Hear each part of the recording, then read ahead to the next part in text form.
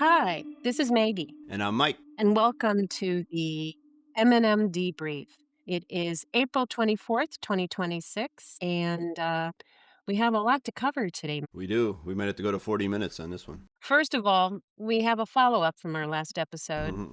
We were talking about whether vice presidents can be fired. And what we learned indeed was that they can't just be fired. The vice president, he or she, does need to be impeached. In the case of Agnew, I think we were talking about the fact that he actually resigned. So, yeah. Yes, the vice president is a independently elected position. They run as a team, but the two different elections actually go on there. And yeah, the only way he can be removed is through impeachment. Agnew did resign. Okay. Okay, the bag man, the famous bag man. All right, we'll just jump in then. The first topic is regarding, of course, the Strait of Hormuz and all the activities resulting from the war in Iran. We started out earlier in the week with an indefinite ceasefire, and now I believe we have a new 3-week ceasefire period. So, um, I guess Trump and Iran are basically playing chicken because the blockade is still on, and Iran is out there still tracking and monitoring and preventing movement on the Strait of Hormuz. Do you have any additional thoughts, Mike? Yeah, well, things are still quiet. We recorded our last episode on Tuesday, and I expected the fur to be flying by now. But one thing that we do know is Mhm. he'll always make big threats and then chicken out. Trump always chickens out. So if you hear the term taco, you know what it means. But another thing that we know is that he likes to drag things on. He's notorious for just endless litigation, endlessly suing, endlessly pushing, never getting to a resolution on anything. So that part comes up now. So, Yes, you know, that's exactly what we were doing. right, exactly. So he's just pushing this out. So what else do we know? He doesn't want anything to make him look bad. And he knows that America's been getting tagged, so to speak, using the boxing term. He knows that Iran now has a way to get at our aircraft. They've knocked down an F-35. They've shot down 2 F-15s, a couple of K-130s, some Reaper drones, and they've tagged a couple of helicopters too. So he knows if the war fires up again, that's going to go back to happening. And so that looks bad. The whole debacle with the mission to go into the nuclear plant to get the uranium that ended up being a rescue mission looked terrible. So he just wants to talk tough, send tweets, and just keep dragging this on. What is his end game, though? I mean, to what end does he want it to drag on? Is he hoping we'll forget about it? That Iran will just get tired? Or that NATO will get involved because it'll drag on for so long that he'll force the NATO countries to participate to clear out the Strait of Hormuz?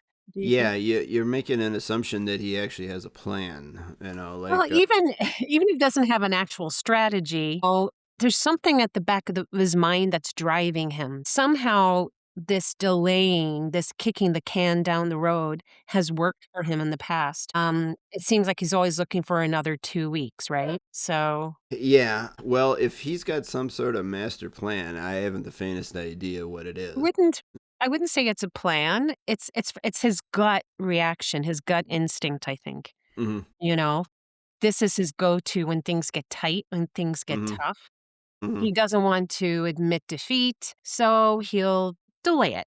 You're assuming that Trump is the one in control. I will posit that it's the opposite, that Iran is the one that's really in control. So what will they want to see before they will open the Strait of Hormuz? They are gonna ask for the farm here, I guess. They're gonna go. We're gonna keep enriching our uranium. We are going to get rid of the petrodollar. We want Israel out of Lebanon. They're going to ask for everything here.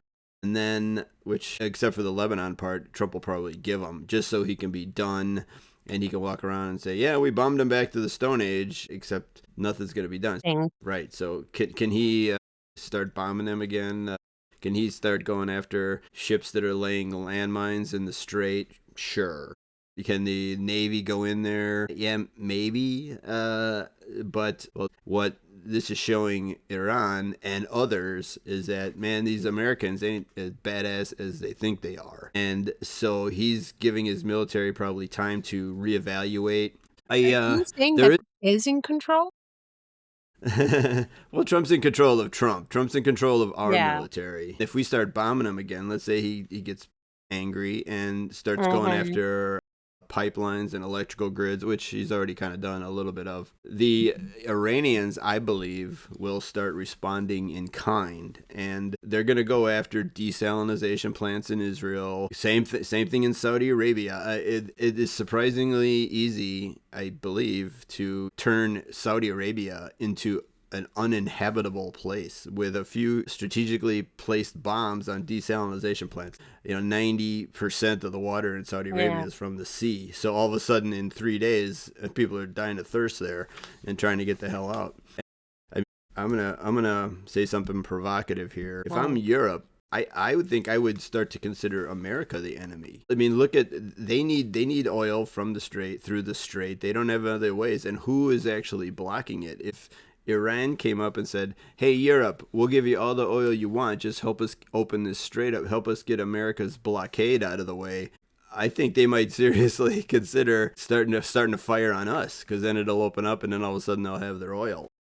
And then suddenly we'll have World War III, you know? Then all of a sudden, yeah, I would frame it up is that we are exposing just how incompetent we are. And we are showing the world and we're showing our enemies, not just Iran, but China also. We don't know what the hell we're doing, frankly. And also, they know that we've used up a lot of our own munitions, our stockpiles. We have to spend a lot of money to try to replenish them, and it takes years to do that. I think anybody who has any kind of smarts can see very well that we are becoming very disadvantaged. We're weak right now. And this would be an ideal opportunity for some other country, some other adversary to have their way with us, frankly. I mean, if you look at Hegseth, if you look at the fact that he's been firing all of the highest level generals, telling lies that we've already won when clearly everybody knows we haven't. It's just making us look stupid. It's embarrassing. I think I said that last week. It's embarrassing, but it truly is now making us more vulnerable. And certainly our military are the best and the brightest. It's the leadership. What do you think? yeah, I gotta admit. So Maggie and I, kind of in a moment of weakness a few days ago, we decided we really wanted to watch Top Gun, because her and I are of the generation where America was the baddest ass on the block. And Maverick and Goose were gonna kick ass with the Ruskies, and we were friggin' awesome, and America was great, and it was outstanding. And I'm afraid that let's go with the line from Warren Buffett, who said, "You can always tell who's not wearing underwear when the tide goes out." I think the world is looking, going, those Americans ain't wearing any underwear, man. They talk tough, Yeah. they got some cool stuff, but hey, we're smart too. We're not. The Chinese are smart. The Iranians are smart. The Russians are smart, and you now Mhm. have the Prime Minister of the UK saying we cannot count on America to be a dependable partner. You've got the Prime Minister of Canada actively moving around his supply chains and make trade agreements with other countries. The brand of America, this is one of the themes of our episode here, brand erosion. The brand erosion of the USA is definitely underway. And yeah, you're right. The whole world's looking, going, man, those F-35s, they ain't so badass. All we need is a little infrared and a couple of drones, and You drones. kaboom. Those aircraft carriers you got, man, just a couple of hypersonic missiles, and kaboom. And yeah, unfortunately, I want to disagree with you on this, but I Yeah. can't. Yeah, we're Didn't you say that China was making some advances in the South China Sea? Yeah, I'm glad. Yeah, thanks for reminding me. Yeah, so we're all talking about the Strait of Hormuz, but there's a whole lot of other world out there, and China over the last few years has been doing some things about kind of making their own island in the Pacific. They've started to build up their own islands, and then apparently it's not that hard. Oh, anyway, I don't quite know the technology, but expanding, they got a little atoll off their country, and then they start just putting bases around there, and they are now blocking what's called the Scarborough Shoal. So the point is that the Strait of Hormuz is not the only choke point in the world as far as Oh, freedom of navigation, right? That's one of the key things that keep the whole thing going is freedom of navigation, and that's why the United States, being the big naval power over the last 80 years, has been great. But guess what? You've got the Suez Canal, you've got the Panama Canal, and you've got in Malaysia there's a strait where you can't cut off, and then there's something called the Scarborough Shoal, which is also a choke point of navigation, and they are starting to physically block this, and we're all over here looking at the Strait of Hormuz, and China is looking, going, all right, we're going to make our move. while they're distracted with, Right. silly Donald's little, what did he Yeah. call it, excursion, they're gonna go Yeah. ahead over here quietly and build another lever to control commerce and use it as against the rest of the world and the economy. Yeah, no, you're exactly right. So those of you that want to look up more, it's called the Scarborough Shoal. Not Joe Scarborough from Morning Joe, but I don't know who they named. I don't know who they named this after, but just Google China and the South China Sea and blocking trade and stuff. And yeah. Here's another thing, like China going, okay, you Americans, we're gonna take Taiwan, and before you know it, 90% of the world's semiconductors, which is what Taiwan does. I don't know how we ended up with 80% of the, or 90% of the semiconductors coming from this island off of China, and all of a sudden they're gonna just roll in with a few ships and go, sorry, you can't. Yeah. You can't get any more computer chips, which means that Mhm. 75% of all your appliances and cars and phones and computers, and nope, ain't gonna happen. So Checkmate. yeah, so yes, that's kind of what's happening over there. So the term I heard used was lions led by donkeys. Yeah, I don't get me. Explain what's going on and how we're performing as a military. The Right. lions obviously are our troops, and it's, the donkeys are the idiots. Yeah, I personally admire people who join the military because they go against the American creed. They put the country first. They put the Mm. group first and then themselves second. The American creed is to put the individual first and the group second. And people who join the military do the opposite. So I really have a massive amount of respect for people who join the military. Yeah, yeah, seriously. So the next topic is about, corruption. Mhm. Again, can't get away from it. Every day there's something new. A soldier was actually arrested because he put a bet down and on in the prediction markets and made a nice handsome sum. I think he made like 400,000. It's just not a good thing to have your own troops actually betting on the prediction markets in advance with inside information. So, anyway, do you have any other thoughts on that? Any other Yeah. Well, stories? yeah, so the prediction markets are a friggin' huge problem since we don't have any regulation. Some of these companies have to self-regulate. Things are bad when companies want to start self-regulating. Mhm. This is Kelshi going, we've got people who have a massive amount of inside information. I think we're going to start to limit this, and you can't bet on some company you work Right. for or whatever. Didn't they didn't they kick out some people out of the app, because they found that they were making bets on the war? Probably. I didn't see that, but I wouldn't be surprised a bit. Okay. And so the point being, why don't we have an FTC or an FCC or whatever regulating Mhm. this? And if you get an account on Kelshi, you're gonna have to show 17 forms of ID to prove that you don't work for the government, you don't have inside information, and you're not Donald Trump's son or whatever. And Mhm. just to make sure you can make a bet here. So this Right. this gets this gets down to the next brand erosion is the theme for our episode here. So let's look at the FBI.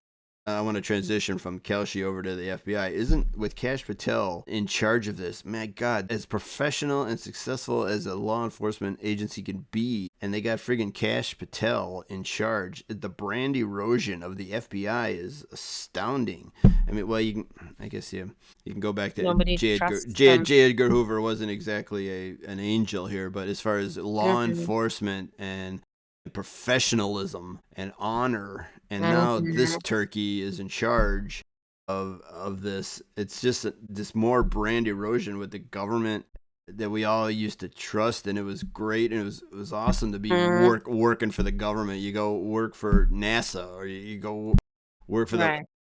what is it, the parks department. I just want to be a ranger in the parks department and help people walk around the national parks. No, they're bad guys too. And just, man, second time I'm going to say this, just breaks my heart I that know. institutions that were awesome And we're are not, respected and were held up as the best, respected, the best of and the makes us best, you know. exceptional. Yeah. Yeah, and here's another item: the Supreme Court. We got John Roberts now, whose wife is making bank because she's a lawyer and she's getting contracting gigs with other law firms. Guess what? And those law firms have cases in front of the Supreme Court, and Justice Roberts, the head justice of the Supreme Court, is making bank 20 million, to the tune of $20 million, more brand erosion on SCOTUS, on the Supreme Court. And I'm thinking, goddamn Supreme Court, Thurgood Marshall. I mean, my Yeah. God, my God. And so, Now, the other thing I heard about Chief Justice Roberts, there was that article in the New York Times about the shadow docket and the role that Roberts played in really using it as a tool to stop Obama, especially around climate change and his new law. And before it had even a chance to go through the courts to be vetted and argued and deliberated by lawyers on either side, Roberts jumped in through the shadow docket and for the first time used it to stop it in its tracks. And so it never even had an opportunity to be able to go through the court system. could would you mind elaborating? I mean, I've heard of the shadow docket. Yeah. Uh, I Yeah. I purposely tried to stay out of law school. Could you maybe elaborate on what is the shadow docket, and Right. how did Roberts Hmm. circumvent, Right. And again, this is in normally? the New York Times, so I'm basically repeating what I read, and I am not a lawyer. But basically, you go if someone wants to sue you because they don't like what you did, in this case, Obama with his new climate change law, basically you bring them to court and you start at the lower level districts and then you work your way up through appeals until finally you get to the Supreme Court level. And then you get to present your argument to the Supreme Court, and the justices have an opportunity to argue it.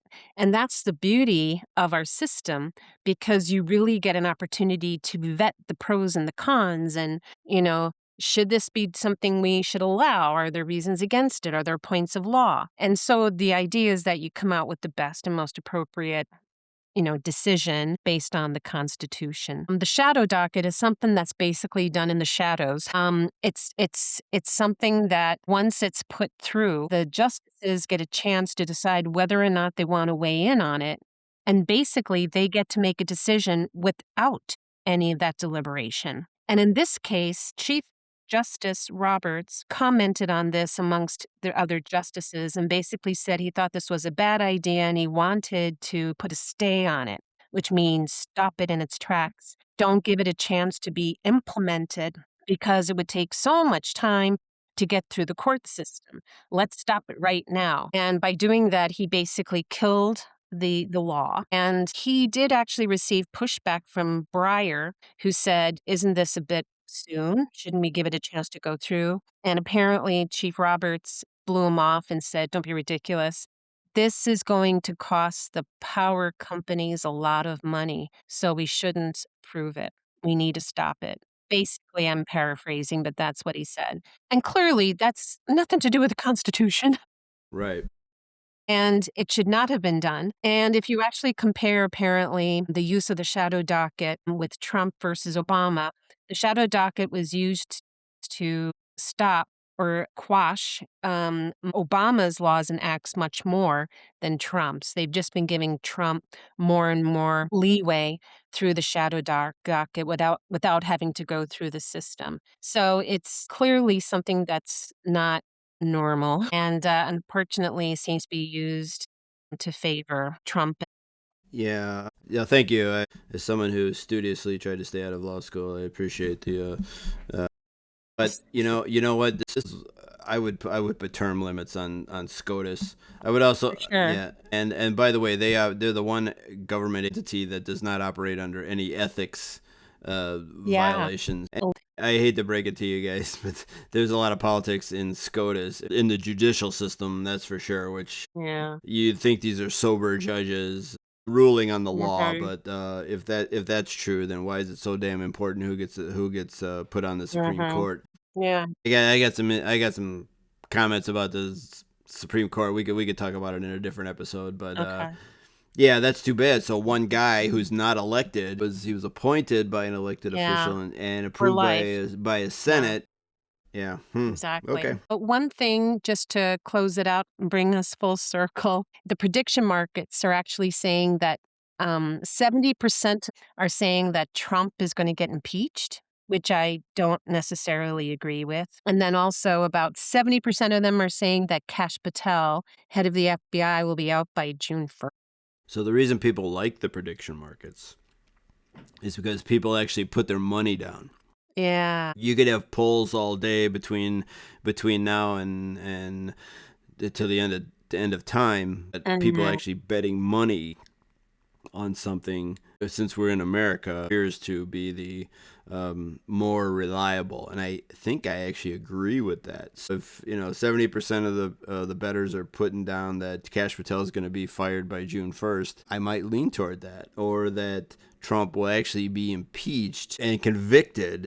It might have some legs because these are both Republicans and Democrats, MAGA, progressives, Oh, woke, yeah. the whole gamut of political Yes. affiliation, and they're putting their cat. However, They're maybe dot dot dot or put a big asterisk by it. Guess who's on the board of one of the prediction markets? Elon Musk, Donald Trump. His sons, I believe. There you go. By I'll the way, confirm yeah, it. yeah, the Trump boys actually have a drone company. They've invested in a drone company. So I wonder who's gonna win the contracts for the U.S. military to produce drones. And they're also on Kelshi. Really? Okay, there you go. They're on one of them. Not really quite so objective. Yep. Alrighty. All right, hon. I think we got to move on to the big topic of the day here. Yeah. Yes. I start. I heard today that Meta was actually letting go 8,000 employees. I think it's 10% of their total employee base. Mm-hmm. And that's in addition to the fact that they decided not to hire 6,000 other FTEs or employees that they had planned on hiring. So that's a lot. It's 14,000. Mm-hmm. And they said it was related to AI. Now, what I didn't know and I got smart on today is that these job losses aren't because AI necessarily replaced the work that these employees did or were planning on doing. It's that Meta wants the cash. They want the dollars that they would have put into these employees to use it to invest in AI that would replace those people's jobs.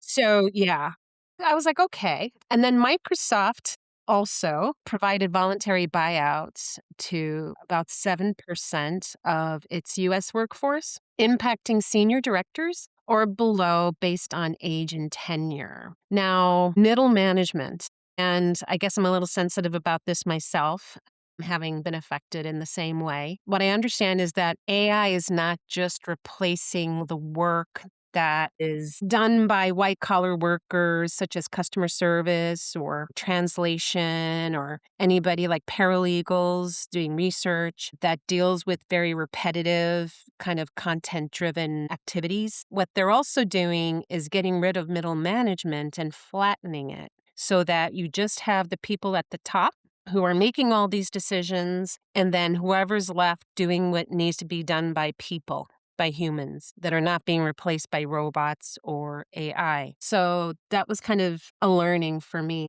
Microsoft also cut 15,000 jobs in 2025. So again, to allocate funds toward AI. So altogether, that just gave me pause. But then there was another thing that I learned that I shared with you, which was one of the deals with AI is that it's about data. It's about getting data. AI can't do anything for you unless it has the data to be able to model and to be able to basically replace the work of humans. And then it needs to be able to access data in order to make decisions that humans no longer need to have to make. If somebody wants to use a chatbot and ask a question about their healthcare benefits, why the customer service chatbot will be able to tell them and give them a personalized answer on their particular benefits.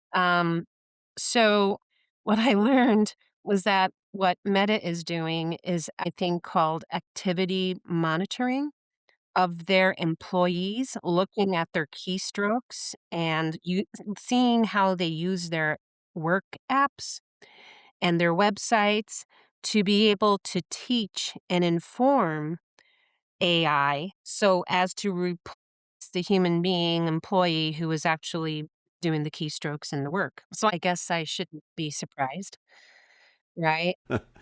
So, um, like, what the heck is our government doing about this?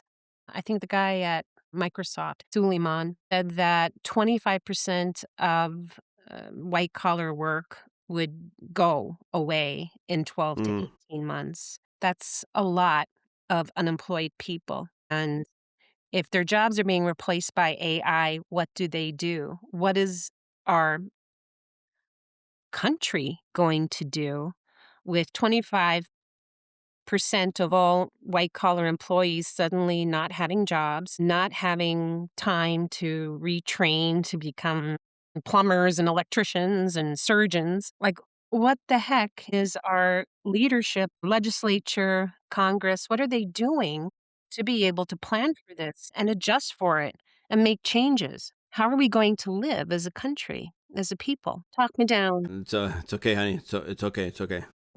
Because it was when AI starts doing podcasts, Then then we're we're screwed. screwed. So I guess my first thought was if you're worried, 35 or under or something, and you're worried about this, I would get into I would consider getting into the trades, plumbing, electrician. I don't know about carpentry because I've seen videos of robots putting up sheetrock. So something that an AI bot can't do. Um, and so I am as scared. And by the way, full disclosure, I work in the software industry, and Sorry, I but you're one of the first ones to go to. I could be a target. You probably are already. I probably am already. Yes. So I am just as worried and dismayed as you are. I cannot quite figure out where this would go. So there's some things I'm pretty sure I do know, and that is if something can happen, it will happen. It will happen. So if you can replace, you have a company where you got 200 people and you can replace 20 of them with a bot, it will happen. Yeah. And so I would ask, I would say to everybody out there, just look at your job. What do you do? Can you be replaced by a bot? Now I write software for a living. I work with a lot of top-notch people, major league developers. Can AI replace what I actually do? I don't quite know yet. So if you think a robot can replace your job, you probably should consider an alternate career, something that a bot can't do. A bot can't go in and fix your toilet. A bot can't go in and route your output water line. A bot can't go in and lay electrical cable and Mm, and all that. And so there's a negative side to this, but there's also a positive side to this. And if yeah. there's a lot of boring work that happens in corporations, maybe having the AI do it will be okay, and then you can have a little more exciting, energetic, Mm, fun. You don't have to do a lot of book work. So this is a long way of me saying I'm just as worried as you are. It's equally likely that it will be good news instead of bad news, but guess what? It's equally likely it'll be mm. bad news. I can't believe that we would all just sit around and have 25% of our workers sitting around doing nothing. Then all they have to do is get pitchforks and start to find the Epstein class and start to go, hey, What the hell did you do to me? I had a nice little middle class life. Gross. I had a house and I could go on vacation and I didn't hurt Mhm. anybody and I did everything society told me to do. And guess what? You stuck my ass out on the street because some software geek can do a lot of the repetitive work I do. So I don't have an answer. I wish I had an answer. I work in the I software industry. I wish I had an answer. do know that Senator Warren, Elizabeth Warren, and there's a whole, like, group of some legislators that are actually looking into what they call the AI workforce shock, Mhm. trying to figure out how to move forward. It may result in a whole restructuring of our society because the truth is when you get rid of 25% of all white collar jobs, that means also there's money being taken out of society, right? Mhm. Mhm. So consumers can't buy things Right. that Exactly right. the Yes. companies are trying to save money on creating. So in a way, somebody needs to be the adult in the room and sit up and go, "Okay, wait, everybody, just pause. Wait a minute. Do Mhm. we know what we're doing? Let's make Right. sure we do it in the right way so we don't like blow up our economy." Yeah, so let's get to the theme of our episode, brand erosion. AI Yeah. has had a serious brand erosion. Everybody loved it and it was awesome, and all of a sudden everybody's going, "Whoa, okay, wait a minute. This might not be so good." It may end up helping other areas. So, majority of us get healthcare through our company. And so maybe part of Senator Warren's Mhm. process that she's going through might say, you know what, if we just gave everybody health care, maybe increase the minimum wage to a livable wage, then they can stomach the shock of this. So they'll still have health care, they'll still get a decent amount of money if they had to go work somewhere else. Then maybe we can all we can get through this without the pitchforks coming out for Mark Zuckerberg and Elon Musk, because so I'm as cynical as the next guy, but there might be some positives. Maybe the right and the left will get together and maybe they'll do something. So Or I maybe they'll guess just we'll pay see. taxes. How about that? Or maybe the rich will just pay some friggin' taxes, and maybe we'll cut our defense department by 25% so that we can have some friggin' health care. And then someone who gets laid off because of AI is like, okay, I'm still getting health care. Yeah. If I have to go get a lower job, or a different job, at least I'll maybe get $20 an hour to get some cash coming in. So For themselves. I'm gonna assume, what is the invention is the mother of necessity. I gotta believe Necessity these. is the mother of invention. Yeah, yeah. Something like that. Yeah. I got to believe that the people who are elected, they'll actually do something finally. We'll Well, see, I hopefully guess. they'll follow Warren and the other bipartisan group that are Mm-hmm. actually, stepping up and paying attention Mm-hmm. and maybe actually start planning things. I know some states, California and Illinois, actually have already started with some regulations around AI. Mm-hmm. The federal government is pushing back and they want to control regulations for the feds, for everybody to override what any of the individual states do. But there are some people paying attention, so that's good. Mm-hmm. What's the next topic? Ooh, all right, enough AI, enough brand erosion here. Huh? So the manosphere, are they Mm, turning on Trump? So one of the key demographics that got Donald Trump elected the second time is what's referred to as the manosphere. So this would be bloggers and podcasters, basically young white men who are kind of annoyed with the woke part of it and how they're getting slammed by everything, and they decided to kind of form their own group, I guess, and they're kind of fighting back. These are mhm. the guys, you're talking Tucker Carlson, Nick Fuentes, Theo Vaughn, I don't know who else, Joe and Rogan? then Joe Rogan, and all of a sudden, like they had two things that they wanted. Well, one was no wars, and the Epstein files. I think the Epstein files and Mhm. no wars, and anything else you do, they don't care. And guess what? Trump administration is fumbling the ball on both of them. They're hiding the Epstein files, and now we're in this massive war. And I think that's been enough for the manosphere, and they are starting to turn. You got Tucker Carlson, which has apologized now for supporting Trump. You got Theo Vaughn, who's saying, "I'm sorry." You've got Dave Smith, he's a comedian. He's coming out saying, I'm sorry this happened. Mm. Megan Kelly is saying this guy, so his core supporters are dumping him because like we gave you Mhm. two jabs, pal. Right. Reveal the Epstein files and don't get us in any war. You can go ahead and shoot Yeah. all, and deport all kinds of brown people. We don't care about that, but Right. these are the two things we want. And I think he's losing. He's losing his bros. Yeah, and I think it started with Minneapolis too. I feel like that's when they first kinda sat up and kinda said, "Wait, this isn't right," you know? Some of them did. One of the things, though, and not to be a cynic, but some of the things that, I've heard said is that these manosphere leaders, they make multi-million dollars based off having followers, and they're not dumb. Basically, what they're doing is they're following their base. They're following their viewers and listeners because they don't wanna be left behind. They can't be seen as being the last one standing with Donald Trump as all their followers and listeners who used to be with MAGA that are now beginning to drift away, move away fully from this MAGA movement. So, they're seeing the writing on the wall, and they're getting ahead of it. Yeah, they're businessmen and women at the bottom line, and so you got Marjorie Taylor Greene as MAGA as it friggin' comes, and you could say a lot about her, but she ain't stupid. She's Mm.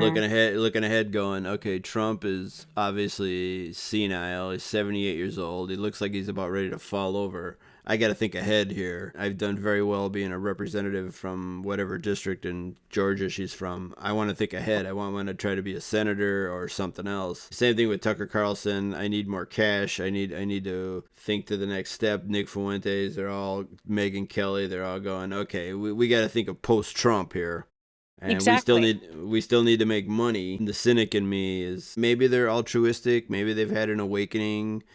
It may, you Like to know, think so, but I I like mean, to I've think heard so.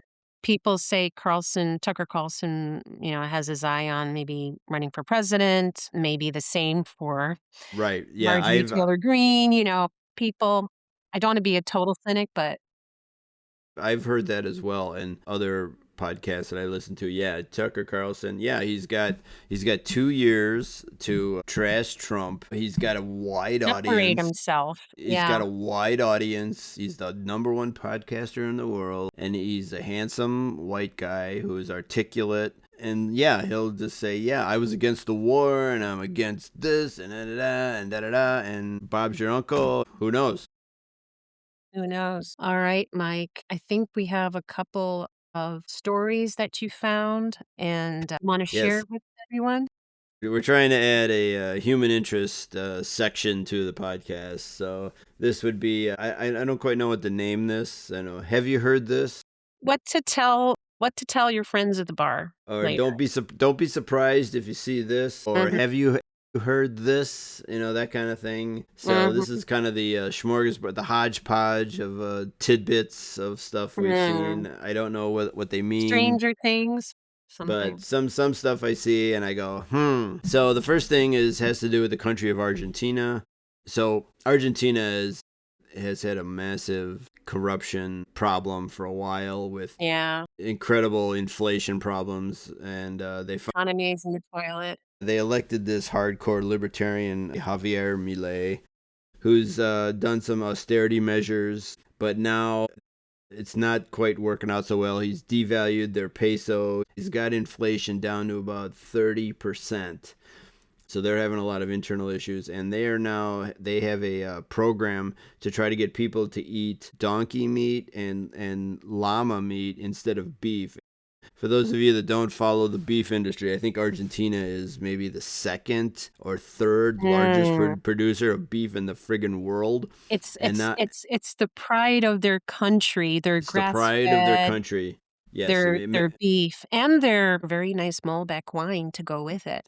yeah, and so Maggie and I live in the Chicago area, and we one of our favorite restaurants is a Argentinian steak restaurant, and the country is now trying to get people to eat donkey and or llamas because there's been a 55% increase in beef internally, Cost, yeah. and the cost, and I was shocked at this. This is like Germany Mm, telling people to stop drinking beer. I mean, yeah, I can't believe what I'm seeing here.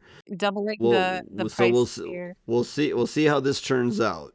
But that was an interesting tidbit I found. They had to do something. I got to give them credit. They had to do something to kind of calm down the inflation, but they've calmed it down to 30%. So I don't know. We ain't got it so bad here. Well, yeah, I like donkeys for the record. Yes. So the second item I'd like to talk about is APAC, which is AIPAC, the American Israeli Political Action Committee, which has a huge influence on American elections. They basically give a crap ton of money to everybody of all parties. I'm going to say don't be surprised if this turns into an election issue for people. The anger at Israel is starting to really take over, especially in the younger generation. I'm in my 60s, but people I don't know, Gen Z, I guess would be in their 30s, just really are not happy. And I think you're going to see more and more politicians come out and say, I don't take any APAC money. I'm good. That's more. I don't want to make a prediction, but this is a. Don't be surprised if you see APAC. How much APAC money you take be an issue for any politician. It doesn't matter, Right. Republican or Democrat. Well, especially if things get worse for Americans in terms of prices and everything else, and we begin to view Israel as the one to blame for it, as well as Trump. And then I can Yeah, see suddenly Israel becoming, the whipping boy, if you will, especially at election time. yeah, and so, but to look at Israel differently and how they've got kind of gotten us into this war and their undue influence over our elected officials, people are starting to look at them Yeah. sideways. Mm. Anyway, don't be surprised. And then Mhm.